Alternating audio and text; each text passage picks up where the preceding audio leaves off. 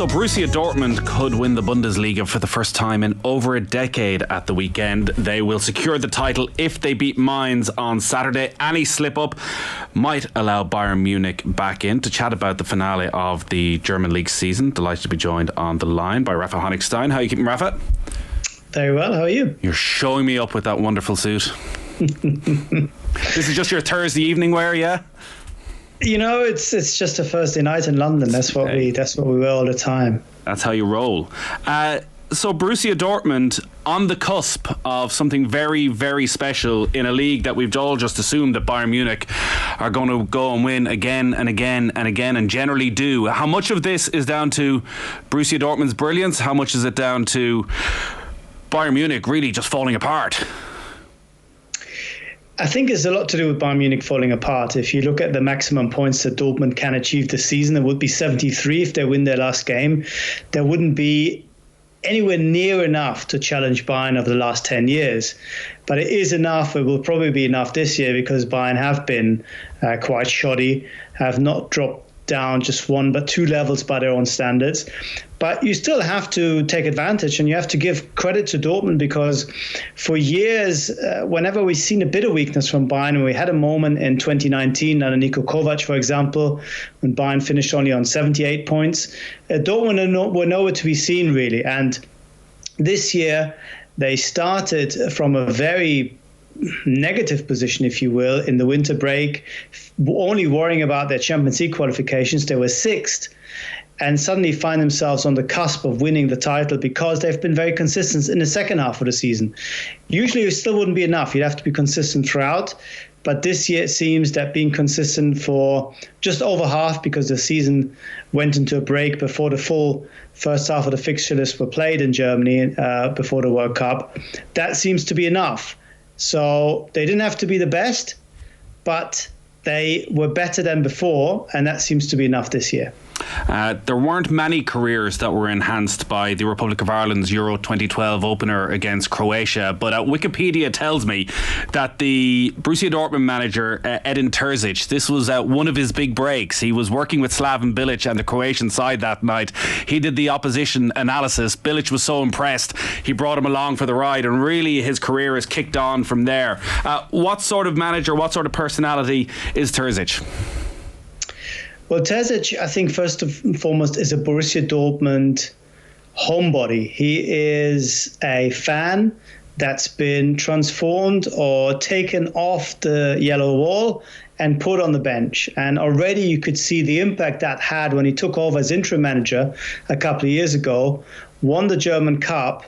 It didn't have that much of a sort of historic impact because it was during COVID and no one was there and there wasn't a celebration.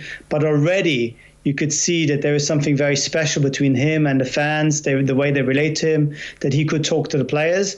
But Dortmund felt he was still a bit inexperienced, so they picked Marco Rose. And when things didn't work out for Rose after 1 year, Terzic was still in a position, after many offers, by the way, including from Spurs, I'm led to believe, to take advantage and to become a head coach that has really transformed the way that the crowd relate to the team. It seemed to be a little bit disconnected in recent years, the way that there's a togetherness on the pitch, and perhaps most importantly, the way that the players are much sharper, much more focused.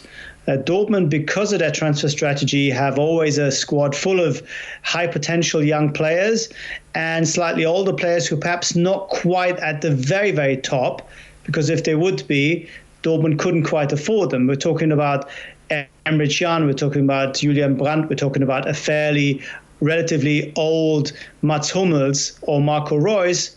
But all these guys have gelled together and have individually and collectively reached a level that few thought was possible, including, I think, some of the Dortmund players themselves.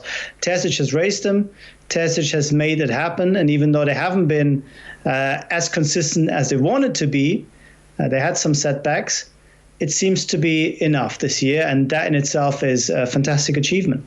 How has he embraced that connection between the yellow wall and the team, and that step from standing in the yellow wall to standing in the dugout? Because it could be overwhelming that actually you understand almost too well how desperate the supporters are to get one over in Bayern Munich, and you can become too emotionally involved. It can mean too much for you. How, from what you've seen, has he dealt with that?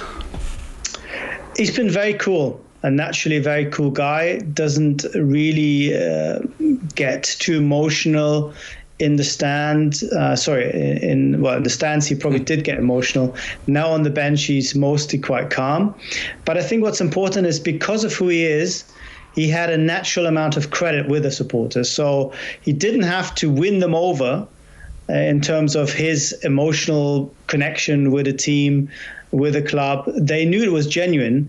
And that, I think, helped him then to make the point that things should be louder, as he said in a video before the start of the season. He said, let's make it as loud as possible in the stadium, that maybe we can celebrate the biggest party possible.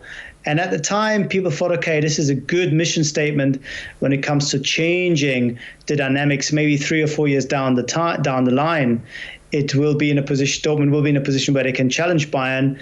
It happened much quicker because of Bayern's own problems, but still, you had to create or recreate, if you will, that capacity. And he was referencing a lot when I spoke to him during the winter camp in Marbella, the fact that they didn't have to reinvent the wheel at Dortmund, because 11 years ago, under Jürgen Klopp, they'd experienced all that, and of course going back further as well.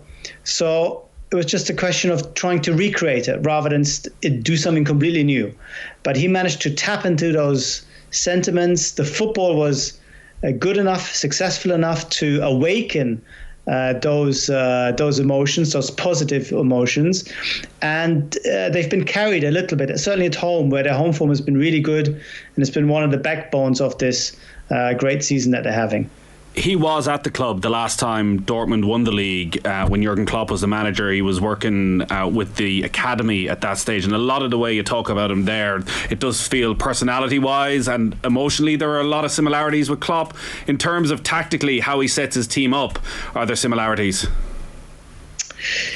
Yes, they are, but Dortmund are a different Dortmund now than they were under Klopp. They are much more a ball-playing team, if you will. That's because opposition teams have changed. They don't allow a team like Dortmund to play in transition.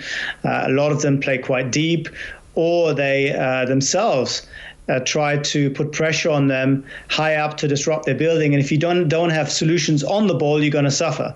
So there's still the energy, there's still the determination to play good football, to go forward, to create excitement. If you can, play quickly, play with wing play, do all the things that get the crowd going. But of course, things had to become more sophisticated, if you will, or perhaps slightly different, because things have moved on since the early 10 years. And a team that had missing always one or two ingredients, if you will, are still not complete, in my view. And you could see that when they struggled against Chelsea, a pretty ropey Chelsea in the Champions League, couldn't get past them. But they managed to have a lot fewer off days than in recent years. And again, that seems to be enough, although they still need that final win. If for whatever reason they slip up, then things will look different on Saturday night. But the assumption is, the expectation is that they will get this over the line. And just being able to do that, being so close, again, is testament to what he has done, especially in the second half of the season. I assume with Bayern having won 10 in a row that all of Germany are behind Borussia Dortmund. The neutrals are, but Dortmund have enough of a fan base that people do not necessarily support them because they are sort of the bigger brothers of Schalke and they don't like them. They're bigger brothers of Bochum and they don't like them. I'm not sure there's too much love in places like Hamburg for them. But yeah, generally speaking, of course, everybody is happy when Bayern lose. Everybody's happy when Bayern don't win. I think also they're happier if it's Dortmund rather than, let's say, RB Leipzig, who don't have the same kind of sense of traditionalism and validity, if you will, because of their business model. So, yeah. And I think even in Munich, one or two people secretly are saying, you know what, this is probably not that bad. First of all, for business, because the excitement is something that's been missing, and everyone's going to tune in on Saturday, and there's huge sort of emotions. But also maybe for Bayern themselves to take stock and to make changes. Last time, as you said earlier, Dortmund won it. Bayern made huge changes and came back treble winners the next season. This year, it could replicate. The difference is that they won't be able to target Dortmund players they were used to in the past, because even Bayern can't now just cherry pick Dortmund players. Dortmund have become too big for that. And if players move on, like Erling Haaland, etc., they move on to a genuine superpower. It is remarkable that they've been able to achieve this the season after they sell Erling Haaland and all those goals, and also having to deal with Sebastian Halle being diagnosed with testicular cancer last summer. And this is, we can be very cynical about the world of football right now. This is a genuine good news story, having gone through, I think it was 4 bouts of chemotherapy over the last 8 months, back playing football and back scoring a hell of a lot of goals. 5 goals in his last 3 games for Borussia Dortmund.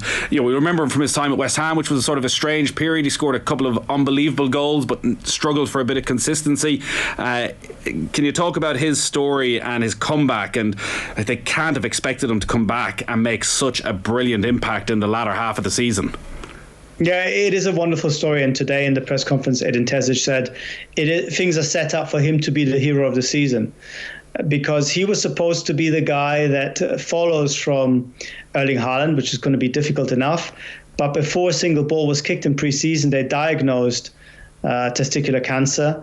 He had to have surgery, had to have chemotherapy, did not come back in the same calendar year, and then came back quite slowly because you could see how much it had taken out of him. He'd worked really, really hard to be back on the pitch, but he could only play 20 minutes here, 30 minutes there.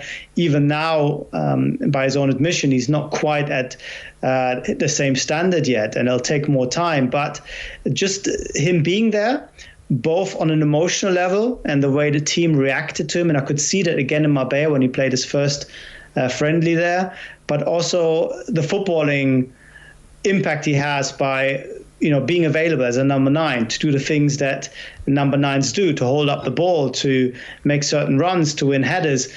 Without him, Dortmund just looked incomplete and didn't quite have the same grip on games. And him being there has changed everything. And if you consider that he's scored now 9 goals in half of the season, then you can extrapolate and probably think that he might have won the goal-scoring trophy in Germany, because at the moment the leading candidate only is on 16, Niklas Füllkrug. So it could have been even a more amazing season, but as it was, with only half a season, him being there and having that impact, I think he will probably be the one player that we'll talk about if Dortmund do get over the line, because it's inconceivable, I think, that they would have done it without him. Jude Bellingham's obviously had a huge season as well. From the outside with Dortmund, it often looks as though they get their work done brilliantly behind the scenes with these young players, tie them into the contract that they know will get them a good value when they eventually move on, and then they sort of take a hands-off approach and let their families or their agents go to work, and they make that final decision as to what club they go to. In terms of Bellingham, how involved are Dortmund into where he ends up this summer, if he even goes this summer? They're not involved. They're waiting for anyone to come in and meet what is a pretty high valuation. There's talk of up to 150 million euros. I think that's going to be very, very difficult. Can they, or can whoever wants to buy him, and Real Madrid, we understand, are in a pole position as far as having an agreement with the player is concerned. Can they meet Dortmund's expectations? Can they find a compromise? The time to sell really is now, because next year they only have 1 year left, and then things will really go down in terms of the value. So Dortmund would love to sell, but only for a good price. Whether they're prepared to see things just continue without an agreement of sorts, I'm not so sure, because as you said, they want to understand when a player is leaving. They want to keep planning for succession. They want to understand how much money they have. So I don't see this dragging on for too long. But Real Madrid have been very cute so far, saying, all this talk about this massive money, we can't pay that. So they're sort of setting the scenes for the negotiations when they start in earnest after this weekend, I believe. But still, when you have a player who's as marketable as he is, when you have a big club like Real Madrid, wanting to sign him, and Dortmund being realistic about the prospect of him staying in the long term, and that is probably not going to happen, then it still points to an agreement being found more probable than not. So I think in Dortmund, most people at the moment think that he will leave in the summer, but they still have this hope that maybe there'll be a change of mind and say, you know what, maybe I'll wait a couple of years, maybe then have more offers, not just Real Madrid, maybe not just Man City, maybe somebody else comes in. So there's still some optimism that things can change, but most people think that this will happen. And is the expectation that it will be Spain rather than England? I think the expectation has changed because for a long time people thought that Liverpool would be a natural choice, but I think the valuation from Dortmund has really made that very, very difficult, if not impossible. We've seen Liverpool unofficially sort of declaring themselves out of the race. Man City, I think, are still interested, but Real Madrid are the one club that seem to have come furthest when it comes to actually convincing the player, you know what, you should come to us and we're going to make this happen with Dortmund, because you need two things at the same time. They got half the job done, but now they have to sit down with Dortmund, which should be possible, but is not going to be as straightforward because of the valuations, I think, being quite a sticking point at this moment. We could well be calling you back early next week going, what the hell just happened? How did Bayern Munich manage to win another title and Borussia Dortmund somehow let this slip? If it goes as expected and Dortmund do see this out and Bayern's long run comes to an end, this summer and the backing for Thomas Tuchel, like a lot of the speculation seems to be about players leaving the club, that Sadio Mane will be on his way out again, Ryan Gravenberch might be somebody that maybe Liverpool would look at if Bellingham doesn't happen. Is this going to be a summer of huge transition at Bayern Munich? Yes and no. I think we'll see big changes at board level. I think Oliver Kahn will probably be ousted in a meeting next week. There's talk that Hasan Salihamidzic, the sporting director, might have to leave as well. I think we'll see some of the old regime coming back. Uli Hoeneß, Karl-Heinz Rummenigge, not maybe themselves, but with people that they are close to taking those positions. We still don't know how that's going to shake up, but there will be a shake up.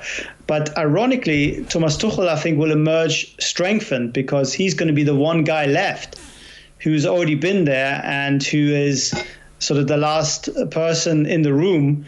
And I think he will actually make good use of that, a bit of power, and make sure that he gets the kind of players in and the kind of players out that he wants to shape the squad according to his wishes. So while we see, I think, changes behind the scenes, and in Germany the rumors are ripe of who's going to come in and not, I think for the team and for Tuchel, things won't actually change that much. And even at Dortmund, I've been speaking a lot to people in Dortmund, they expect Bayern to be very strong next season because Thomas Tuchel will have a full preseason under his belt. He'll have time to develop his ideas. He'll sign one or two players that are really important. He wants a defensive midfielder. He wants a number 9. And if Bayern can get that done, then they should be in a much better position next season. But Dortmund have shown that they have stability, that they have consistency, and they will have momentum for sure. And they'll be a much more serious opponent than they themselves and everybody else fought them off before this season started. All right, Rafa, we'll be watching on Saturday. Promises to be an interesting day, and as I say, maybe we might have to get you on to have a very different conversation at the start of next week. You're on your way to the Football Writers Awards? I am indeed. Erling Haaland getting the big one? I presume you voted for Haaland. You didn't go ultimate hipster and try and do something a little bit different? It was impossible. All right, well, you go enjoy the night. Great stuff, Rafa, as always.